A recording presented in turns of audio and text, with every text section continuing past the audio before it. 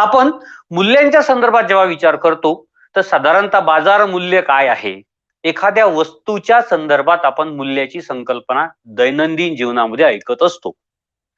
मूल्य म्हणजे एखाद्या वस्तूला आपण पैसे देतो आणि त्याच्या बदल्यात ती वस्तू घेतो, त्याला आपण मूल्य असं म्हणतो. परंतु दुसऱ्या साईडनं आपण आणखी मूल्याच्या बाबतीत एक म्हणत असतो का मूल्यांचा ऱ्हास झाला, मूल्य लयास गेली, मूल्य तुडवल्या गेलीत. म्हणजे नेमकं काय? मूल्य म्हणजे आर्थिक बाबीचा जर विचार केला तर वस्तूच्या संदर्भात विचार करतो आपण. परंतु मानवी जीवनाच्या संदर्भात जेव्हा आपण विचार करतो तेव्हा ही विशिष्ट जीवन तत्वे असतात.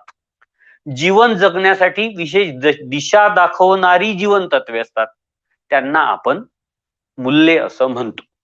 सर्वसाधारणपणे शिक्षण प्रक्रिया जेव्हा राबवली जाते तेव्हा शिक्षण प्रक्रियेतून आपण वेगवेगळ्या प्रकारचे अनुभव प्राप्त करतो.